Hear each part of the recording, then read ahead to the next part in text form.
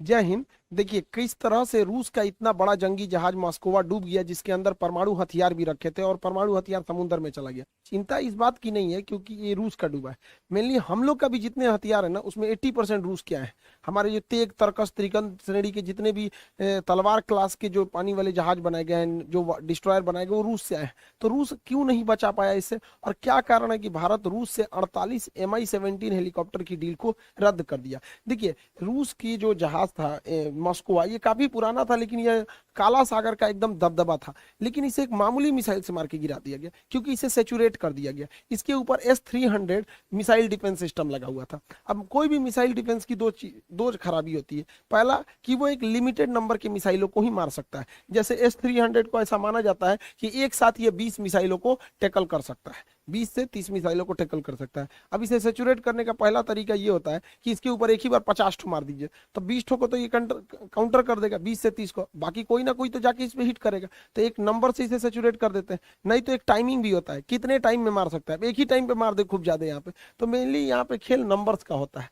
तो यहीं पे हुआ, इस मिसाइल को सेचुरेट करके और पिन पॉइंट एक्यूरेसी के साथ से यूक्रेन इस पे मारा था। जब यूक्रेन इस बड़े से जंगी जहाज को मारा तो इसका मिसाइल डिफेंस सिस्टम भी काम नहीं कर पाया, और इसे मारने में सबसे ज्यादा मदद किया था अमेरिका का सिस्टम। देखिए इन जहाजों को मिसाइलों से बचाया जा सकता है। भारत को अपने जहाजों पर सैप सिस्टम को तैनात करना चाहिए। सैप सिस्टम क्या होता है, जैसे देखिए कोई दुश्मन का जहाज आ रहा है, अगर दुश्मन का जहाज अगर मिसाइल मार दिया है तो इस मिसाइल को मारने के लिए काउंटर मिसाइल तो मारे जाते हैं। अगर ये मिसाइल इसको नहीं मार पाया तो ये जब आ जाता है, अगर हमारा डिफेंस सिस्टम इसे नहीं मार पाया और ये मिसाइल इसके पास आ जाता है, तो उस सिस्टम पे क्या काम करता है, ये डेक के पास साइड में ये सैप सिस्टम लगे होते हैं। ये सैप के अंदर ना मेटल्स यानी छड़ धातु के छोटे छोटे टुकड़े भरे होते हैं, और इस सैप को जब फायर कर देते हैं सेफ सिस्टम को, तो ये मिसाइल के चारों ओर एक दीवार बना देता है, सील्ड बना देता है। जैसे देखिए यहाँ पर ये जहाज है, और ये जहाज अगर आप यहाँ हवा में देखिएगा तो ये क्या लगा हुआ है, सैप सिस्टम फायर किया हुआ है यहाँ पर। अगर इधर से कोई भी मिसाइल आएगी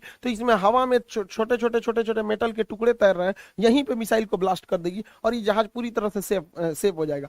तो यूक्रेन ने जो हमला किया उस पर रूस का ना सैप सिस्टम काम आ पाया और ना ही उसका एयर डिफेंस काम आ पाया। तो हमें तैयार रहना चाहिए, क्योंकि हमारे जो दोनों दुश्मन होते हैं पाकिस्तान और ये चाइना, ये यूक्रेन की तुलना में पावरफुल है यहाँ पर। इसलिए हमको इस पर मतलब अपने हिसाब से एक लेसन लेना चाहिए। अब ये काला सागर है, काला सागर में जो रूस का जहाज था, इसे सैटेलाइट से देखा था अमेरिका ने, और सैटेलाइट से इस जहाज को देखकर अमेरिका ने यूक्रेन को बता दिया, और यूक्रेन इस पे कई डायरेक्शन से मार के इसे एक साथ मारा और टाइम सेचुरेटेड करके इस जहाज को डुबा दिया। अभी यूक्रेन एग्रेसिव हो गया है, क्योंकि युद्ध जब लंबा जाता है तो दोनों ओर से घाटा होने लगता है। अब इसमें यूक्रेन की मदद अमेरिका कर रहा है, साथ में इलॉन मस्क की कंपनी जो स्टारलिंक है, उसने भी वहां की सेना को और आम लोगों को डाटा प्रोवाइड कर दिया है अपने स्टारलिंक सेटेलाइट से। स्टारलिंक सेटेलाइट अंतरिक्ष में रहता है, ये डायरेक्ट मोबाइल से कनेक्ट नहीं हो सकता है। जिस किसी को भी स्टारलिंक का सेटेलाइट का कनेक्शन चाहिए होता है, वो अपने यहाँ एक डिश का ये कनेक्शन लेता है, और ये से अपने खुले में या कहीं पे भी आराम से इसे खोल सकता है। ये सेटेलाइट, ये जो सेटेलाइट है, इसे इंटरनेट प्रोवाइड करती है, और ये अपने अगल बगल के लोगों को इंटरनेट दे देता है। एक सर्टेन एरिया में ये काफी अच्छा प्रोवाइड कर देता है, इसमें टावर की जरूरत नहीं होती है। तो ये एलॉन मस्क की कंपनी ने यूक्रेन के सेना को, वहां के लोगों को कम्युनिकेशन में मदद कर दिया, जिससे कि वहां के लोग यूट्यूब या सोशल मीडिया से अपने चीजों को पहुंचा सके, और साथ में वर्ल्ड की सिंपैथी भी गेन कर सके। और यही अगर देखेंगे रूस के साथ, तो उसका यूट्यूब लेके A to Z चीजों को काट दिया गया। इसलिए रूस ने धमकी भी दिया है कि वो अपने एंटी सैटेलाइट मिसाइल से इन स्टारलिंक के सैटेलाइटों को मार गिराएगा। रूस का सबसे खतरनाक एंटी जो सैटेलाइट मिसाइल है वो A235 PL9 नूडोल मिसाइल है। ये नूडोल मिसाइल किसी भी सैटेलाइट को मारने के लिए एकदम सटीक पिन पॉइंट एक्यूरेसी से मार के गिरा देता है। हालांकि अब तक एक भी मार के गिराया नहीं है, लेकिन इसके पास ये क्षमता है, सैटेलाइट में मार के गिरा सकता है। भारत के पास भी ये क्षमता है, अंतरिक्ष की लड़ाई को लड़ सकता है। तो हमें हमेशा तैयार रहना चाहिए। अभी देखिएगा यूक्रेन जो है एकदम छोटा सा था, अमेरिका और यूरोप के अन्य देश बड़ा चालबाजी से ये काम किए कि रूस जैसे देश से लड़ने के लिए यूक्रेन को डिफेंसिव हथियार दे दिए। हथियारों की दो कैटेगरी होती है, एक ऑफेंसिव जो हमला करने के लिए होता है, जो रूस के पास भरपूर है, और एक डिफेंसिव जो बचने के लिए होता है। तो यूक्रेन को ऑफेंसिव न बल्कि डिफेंसिव हथियारें बहुत ज्यादा दे दी गई, जिसमें ये एंटी टैंक गाइडेड मिसाइल जो थी, आराम से इसे मैन पोर्टेबल एंटी टैंक मिसाइलें डाल दी गई। अब इसे ट्राइपोड पे रख के आराम से टारगेट लॉक करके और किसी भी टैंक को मारा जा सकता है, और टैंक वहां पे ध्वस्त हो जाता है। टैंक को ध्वस्त कर जाता है। तो अमेरिका और यूरोपीय देशों ने यूक्रेन को बहुत बड़ी मात्रा में ये सप्लाई कर दी और इसे पहुंचाना इजी भी था। पोलैंड बॉर्डर से इसे यूक्रेन में ले आके पहुंचा दिया गया और ये काफी छोटे होते हैं, कहीं पे भी छुप के इसे फायर किया जा सकता है। इससे रूस के टैंकों को बहुत ज्यादा क्षति पहुंची है। इवन रूस के टैंक जो है वो कई सारे टैंक यूक्रेन की सेना के पास आ गए। तो यूक्रेन की सेना के पास आज के समय में जितना यूक्रेन का टैंक नहीं है, उससे ज्यादा तो उन लोगों ने रूस के टैंक को पकड़ लिया है और पूरी तरह रूस के टैंक ध्वस्त हो गए। इसलिए भारत को अपने अर्जुन टैंक पर वर्क ज्यादा तेज करना चाहिए। और अर्जुन टैंक के लिए अच्छी बात यह है कि बहरीन को भारत ने अपना अर्जुन टैंक बेचना चालू भी कर दिया। ये बहुत बेहतरीन टैंक है, मेन बैटल टैंक है। भारत इसे बहरीन देश जो है उसे निर्यात भी कर दिया अर्जुन टैंक को। रूस के साथ एक और समस्या है, रूस की अर्थव्यवस्था अभी गिर चुकी है, उसके पास उतने पैसे नहीं है। रूस जो क्या कर रहा है, शुरुआती दौर में रूस की टैक्टिक्स यही रही थी कि वो नॉन प्रेसिजन मिसाइलों को मारा था। देखिए, प्रेसिजन गाइडेड मिसाइल उसे कहते हैं जो एकदम एक्यूरेट, उसके अंदर रडार लगा होता है, लेजर गाइडेड होती है, एक्यूरेसी से जाके वो मिसाइल मारती है। इस मिसाइलों की खासियत ये होती है कि बहुत ऊंचाई से भी मारा जा सकता है, बहुत सटीक मिसाइल मार देती है, निशाना लगा देती है, लेकिन ये काफी महंगी होती है, जिस वजह से रूस इन मिसाइलों को बचा के रखा है और वह बिना गाइडेड मिसाइलों को अपनी जहाजों में लगा रहा है, क्योंकि ये गाइडेड प्रेसिजन गाइडेड मिसाइल काफी महंगी होती है। तो रूस के पास उतने पैसे नहीं है, इसलिए वो शुरुआती लड़ाई में अनगाइडेड मिसाइलों को गिरा रहा है। अब ये अनगाइडेड जो बम होते हैं, इन्हें गिराने के लिए नीचे आना पड़ता है, क्योंकि बहुत हाइट से अगर गिराएगा ना तो इधर उधर लग जाएगा। इसलिए देखिएगा यूक्रेन में कई बार रिहायशी इलाका में जो नॉन मिलिट्री वाला एरिया, वहां पे भी बम गिर जा रहा है, जिसका रीजन है कि नॉन प्रेसिजन गाइडेड बम गिराए जा रहे हैं। अब इस बम गिराने की सबसे बड़ी खराबी होती है कि जहाजों को नीचे आना पड़ता है, और जैसे जहाज नीचे आते हैं तो मैनपैड, ये जो जहाज, ये लॉन्चर का जैसे होता है, इसे मैनपैड बोलते हैं, ये आराम से इसे हिट कर देता है। यही वजह है कि रूस का सुखोई जैसे विमान भी और बेहतरीन एलिगेटर और एमआई जैसे हेलीकॉप्टर भी इन मैनपैड हथियारों के शिकार बन गए और इन मैनपैड की अमेरिका ने पूरी तरह भरमार लगा दी है। अब इनके पास पैसा बचाने के लिए ये बिना गाइडेड बम गिराएंगे, जैसे नीचे आएंगे ये मैनपैड से इनको मार के गिरा देंगे। आज के वक्त में यूक्रेन के पास एंटी टैंक और मैनपैड की कोई कमी नहीं है, इसलिए रूस की वायुसेना भी अब उधर जाने से कतरा रही है। भारतीय सेना को भी मैनपैड की बहुत ज्यादा जरूरत है। मैनपैड से बचने के लिए फ्लेयर गन छोड़े जाते हैं। फ्लेयर जो होते हैं ये देखिए, मैनपैड जो होता है मेनली इंजन की गर्मी को देख के पहचानता है, तो ये लोग क्या करते हैं, फ्लेयर छोड़ देते हैं पीछे, ये फ्लेयर छोड़ देते हैं पीछे, जिससे कि ये भटक जाता है। लेकिन आजकल एकदम एडवांस आ गए हैं जिससे ये नहीं भटकता है। भारतीय सेना पिछले 6 सालों से ऐसे मैनपैड की डिमांड कर रही है और भारतीय सेना को ऐसे 1000 मैनपैड की जरूरत है, लेकिन पिछले 5 सालों से उन्हें यह नहीं दिया गया और इस साल सेना ने अपने बजट से जब खरीदा तो महज 58 खरीदा है। सोचिए हम लोग अपनी सेना से कितनी लापरवाही कर रहे हैं, खास करके ऐसे डिफेंसिव हथियार को।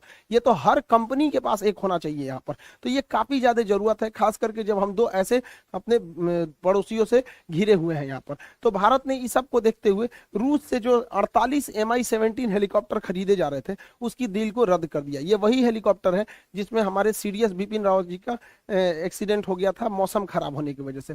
इस डील को रद्द कर दिया गया। इसमें अमेरिका काफी खुश हुआ है, उसे लग रहा है कि अमेरिका के दबाव में भारत ने रद्द किया, लेकिन ऐसा बात नहीं है। इस हेलीकॉप्टर को बनने में 6 साल का टाइम लगने वाला था और 6 साल में मोदी जी का पूरा प्लान है मेक इन इंडिया, इसलिए 6 साल के अंदर अंदर भारत अपना खुद का मल्टी रोल हेलीकॉप्टर बना लेगा जो MI-17 को रिप्लेस कर देगा। इसे बनने में भी 6 साल लगेंगे, तो भारत सरकार ने भी कहा कि भाई आप दीजिएगा 6 साल में, उससे अच्छा 6 साल में हम बना के रेडी कर देंगे। डिजाइन इसका अवेलेबल है, बन चुका है, बस इसके इंजन की देर है। अब इंजन फ्रांस से आएगा या फिर रूस से ही इंजन खरीदा जाएगा, तो ये देखने वाली बात है, लेकिन मेक इन इंडिया के तहत 6 से 7 साल लग जाएंगे इन हेलीकॉप्टरों को बनने में। भारत रूस और यूक्रेन विवाद में काफी सूझबूझ से कदम रख रहा है, वो ना तो रूस की ओर जा रहा है और ना ही अमेरिका की ओर और यूरोपीय को, क्योंकि भारत को हर ओर से ज्यादा जरूरत है, इसलिए भारत को दूसरी की लड़ाई में पड़ना ही नहीं है। अभी दुनिया के ज्यादातर देश अपने सामान को डंप कर रहे हैं, एशिया के लोग भारत में, और भारत से इस सामान को भेजा जा रहा है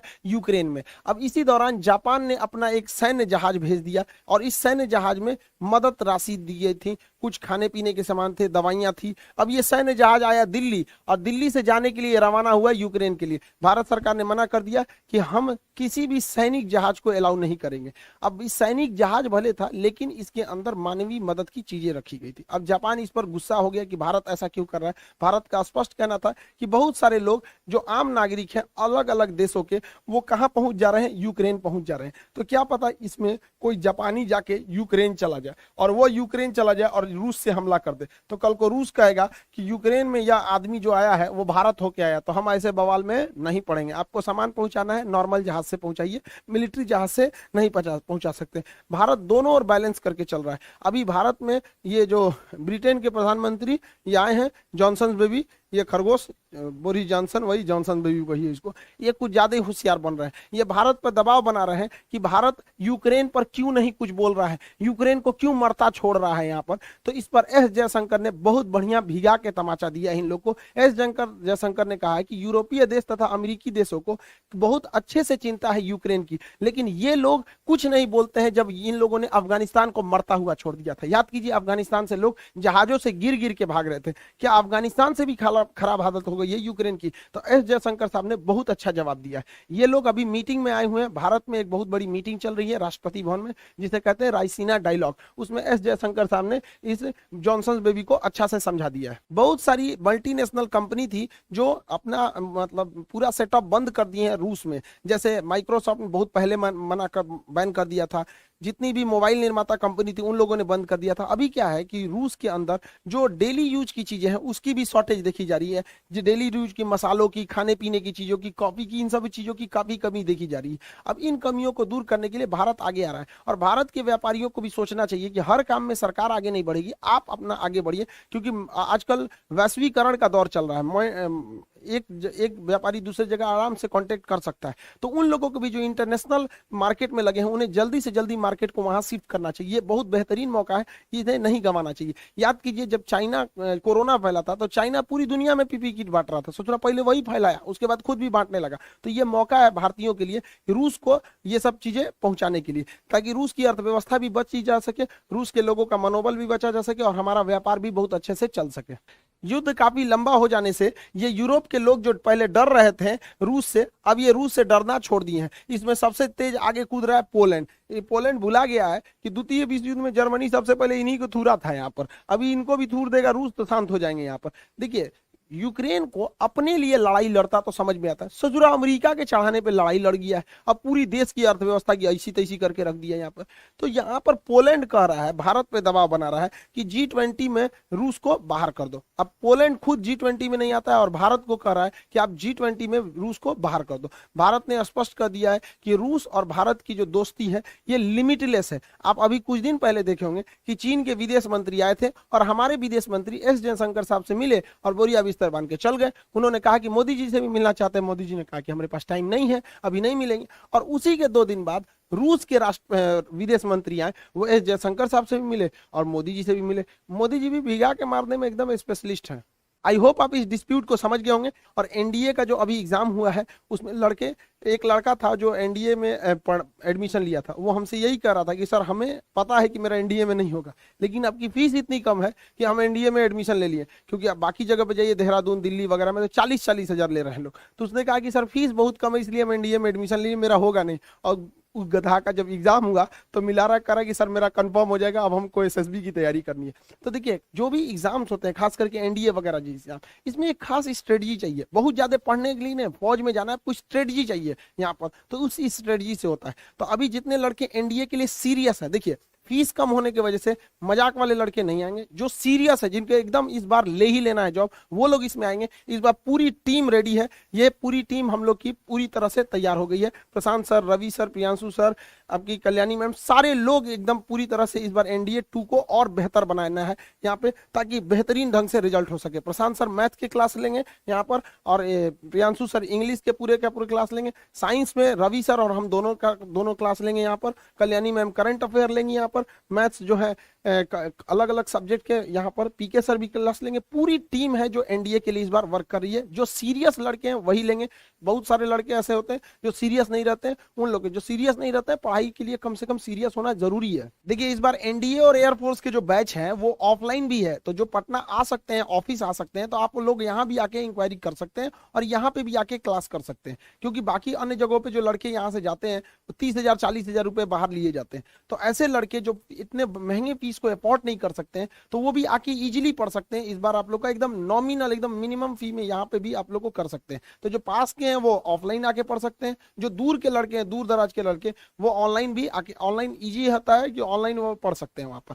तो आप लोग को जो सुविधा है उसे लगे उस हिसाब से आप लोग को इसको बैच को इनरोल हो जाएगा। इस बार एनडीए में काफी अच्छा टाइम मिलेगा आपको, सितंबर के फर्स्ट वीक में, तो काफी अच्छा टाइम है। हम लोग का पूरा टारगेट है कि जुलाई लास्ट तक हम लोग जुलाई महीने में सिलेबस खत्म कर दे और पूरा अगस्त प्रैक्टिस सेट करें, ताकि प्रैक्टिस पर ही पूरा रिजल्ट होता है। इस बार भी जो रिजल्ट जिन लड़कों का हुआ वो प्रैक्टिस पर ही ज्यादा जोर दिए थे, तो आप इसको समझेंगे। और एयरफोर्स के रिजल्ट भी बहुत जल्दी अब ऐसा खबर आ रहा है कि आ जाने वाला है। तो एयरफोर्स का भी आपकी बैचेज आ गए हैं, एयरफोर्स, नेवी, कोस्ट गार्ड, ये सब के भी बैचेज आ गए हैं। उसके लिए भी आप लोग अब इनरोल हो सकते हैं। बिहार वाले लोग जो दरोगा का एग्जाम दिए हैं उन लोग के लिए अब फिजिकल के लिए बहुत आगे मेहनत करते रहिए और सचिवालय वगैरह के भी बैचेज आते रहेंगे। आई होप आप इसे समझ गए होंगे। अब हम लोग नेक्स्ट वीडियो में देखेंगे कि पुतिन इतना शक्तिशाली कैसे हो गए और किस तरह से 15 देशों को मिलाकर यूएसएसआर बना, जो इतना बड़ा विशाल देश बना, और क्या कारण था 1991 में यूएसएसआर 15 देशों में टूट गया। इसको हम लोग नेक्स्ट वीडियो में समझा देंगे आपको। मिलेंगे नेक्स्ट क्लास में। जय हिंद।